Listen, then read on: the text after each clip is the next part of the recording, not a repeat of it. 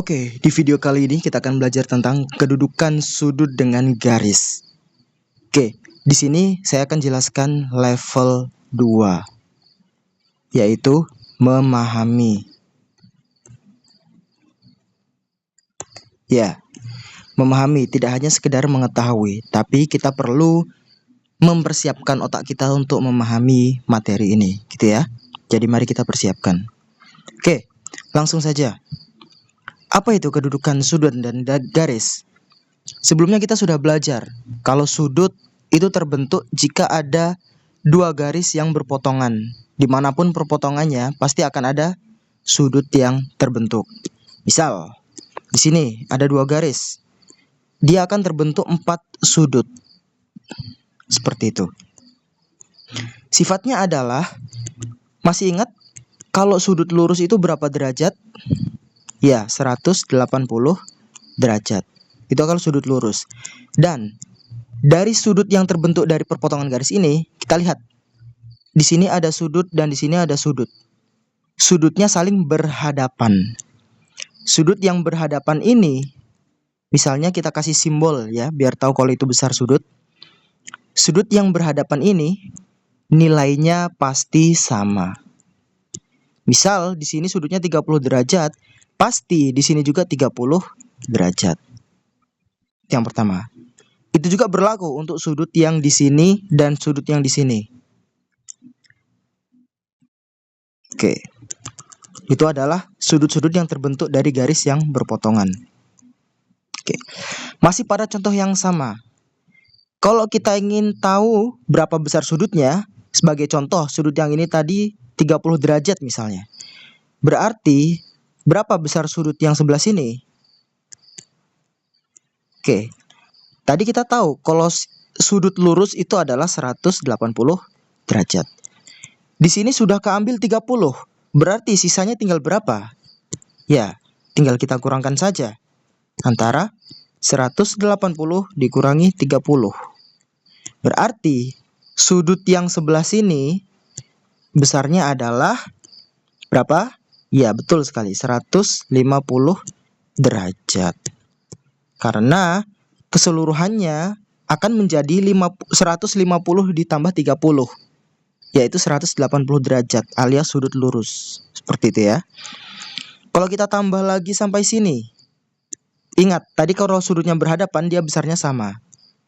Berarti sudut yang sebelah sini besarnya adalah ya 30 derajat juga. Berarti kalau kita ambil sudut refleks ini adalah garisnya, kita ambil sudut refleks yang seperti ini. Berarti 180 ditambah 30 derajat. Berapa? Ya, 210 derajat. Itu adalah sudut refleks dari sini sampai sini. Itu 210 derajat. Coba kita buktikan. Kalau dia satu lingkaran penuh, harusnya 360 derajat kan? Apakah benar? Mari kita buktikan. Tadi di sini 150 derajat. Berarti di sini harusnya 150 derajat juga. Karena dia berhadapan, besarnya pasti sama. Kita hitung. 150 ditambah 210. Berapa hasilnya? 210 ditambah 150 sama dengan 063. Nah, benar kan hasilnya? 360 derajat. Itu adalah sudut full satu lingkaran penuh. Seperti itu. Kita juga bisa ditambahkan 30 ditambah 150 ditambah 30 ditambah 150 lagi. Itu juga hasilnya 360 derajat. Oke. Itu adalah contoh yang pertama. Contoh yang kedua. Misal, kita punya dua garis yang sejajar. Garis yang pertama, garis yang kedua. Kedua garis ini sejajar.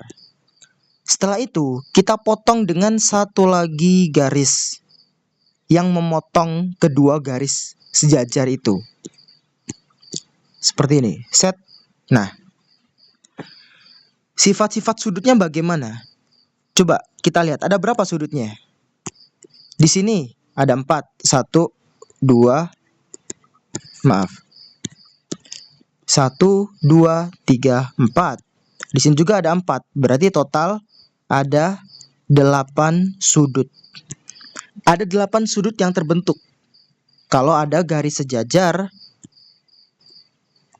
ya, yang dipotong satu garis seperti ini. Nah, sekarang kita lihat sudut-sudutnya. Tadi kita sudah belajar kalau sudut yang berhadapan itu besarnya sama ya kan? Sudut yang ada di sini itu besarnya sama dengan sudut yang ada di sini. Oke. Begitu pula untuk sudut yang di sebelah sini itu pasti besarnya juga sama dengan sudut yang di sebelah sini. Paham? Itu seperti yang sebelumnya. Berlaku juga untuk sudut yang sebelah sini dan sudut yang sebelah sini. Oke. Sekarang kita perhatikan. Sudut yang sebelah sini itu besarnya juga sama dengan sudut yang sebelah sini. Perhatikan, satu garis lurus dia memotong garis yang sejajar. Makanya supaya lebih mudah, mari kita namai setiap sudut ya. Misalnya di sini sudut A, di sini sudut B, di sini sudut C, di sini sudut D. Di sini sudut E, di sini sudut F, di sini sudut G, di sini sudut H. Seperti itu, bisa dipahami? Oke. Kita perhatikan. Garis yang memotong ini kita namakan garis transversal. Garis transversal. Kalau nggak salah seperti ini tulisannya. Oke, garis transversal. Karena dia memotong garis yang sejajar, akhirnya dia mempunyai 2 wilayah. Yang pertama, wilayah yang sebelah sini dan juga wilayah yang sebelah sini. Gitu ya. Kita namakan wilayah ini adalah wilayah 1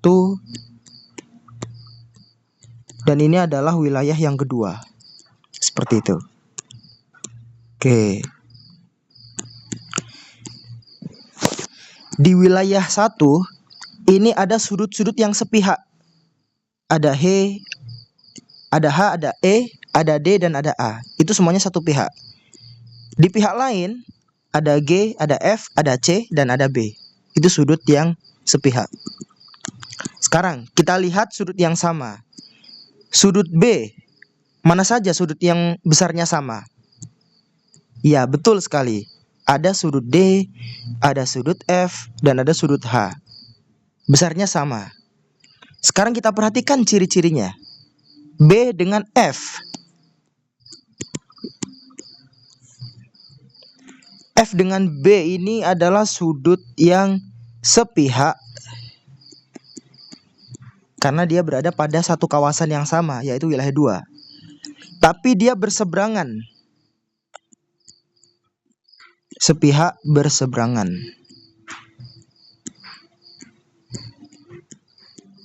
Gak muat. Ya intinya berseberangan lah. Ya. Ada lagi yang dia berseberangan tapi tidak sepihak. Yaitu yang mana? Ya, betul sekali. B dengan H. Dia sudutnya beda pihak ya. Satunya di wilayah 1, satu wilayah 2. Tapi dia besarnya sama. Makanya dia adalah berseberangan tapi tidak sepihak. Ya, berseberangan tapi tidak sepihak. Kalau saya tulis nanti kelamaan takutnya. Intinya seperti itu. Nah, dari konsep ini kita bisa kasih ciri-ciri sudut yang A misalnya. Yang sama sudut yang mana aja? Ya, betul sekali. C, E, dan G. A dan E itu satu pihak berseberangan. A dan C itu dia tidak sepihak, tapi dia berhadapan, dia sama. A dengan G, dia tidak sepihak dan juga dia saling berlawanan seperti itu kan ya. Dia berseberangan juga, tapi dia besarnya tetap sama. Seperti itu. Ada juga C dengan E. Seperti itu ya. C dengan E itu tidak sepihak karena dia berada di dua wilayah yang berbeda, tapi dia besarnya juga sama ya kan. Besar sudut yang ini dengan besar sudut yang sebelah sini juga. Besar sudut C dan besar sudut yang E. Seperti itu. Itu adalah sudut-sudut yang sama. Gitu ya. Oke. Sekarang kita ambil contoh yang lain.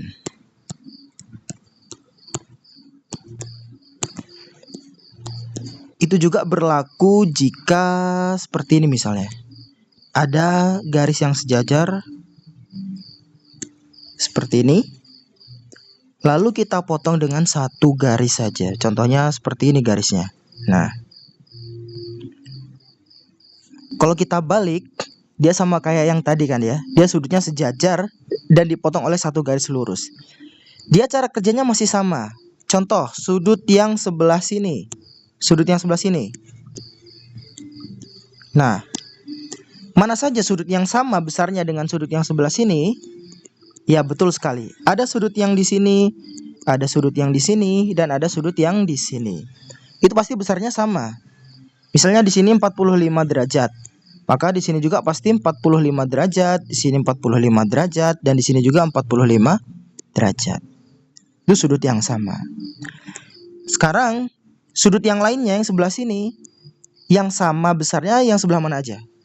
Ya betul, yaitu yang sebelah sini, ini sebelah sini, dan yang besar juga sebelah sini pasti sama sudutnya ya. Dan seperti yang sebelumnya, di sini juga ada dua pihak, yaitu pihak yang sebelah sini dan juga pihak yang sebelah sini. Jadi kita bisa lihat mana yang sepihak, mana yang tidak sepihak. Seperti itu. Gitu ya. Kita tidak perlu menghafal mana yang sepihak, mana yang tidak sepihak, dan mana besarnya. Yang kita perlu adalah memahami sifat dari sudut yang sama. Besar sudut yang sama itu yang mana saja. Itu aja yang harus kita pahami ya. Oke. Ini saya kelompokkan dulu. Kita sekarang ambil contoh. Misal, contohnya seperti ini. Ada sepasang garis sejajar juga. Aduh, kebesaran. Seperti ini. Ya. Berupa garis ya, karena dia tidak terbatas panjangnya gitu kan ya. Garis. Oke. Garis ini kemudian dipotong lagi sama garis transversal seperti ini. Set. Nah, seperti itu. Ini saya namain. Mari kita namakan ini sudut A, ini sudut B, ini sudut C, ini sudut D. Ini kita namain. Di sini sudut W misalnya. Di sini sudut X. Di sini sudut Y. Dan di sini sudut Z. Coba kalian identifikasi mana saja sudut yang sama besarnya. Oke. Seperti itu ya. Ini saya screenshot dulu. Silakan ini menjadi tugas pertama yang akan kalian kerjakan ya. Tugas ini levelnya masih mudah kalau kalian sudah paham dari konsep besar sudut yang sama. Satu jawaban saya kasih. Sudut A dan sudut W itu besarnya sama.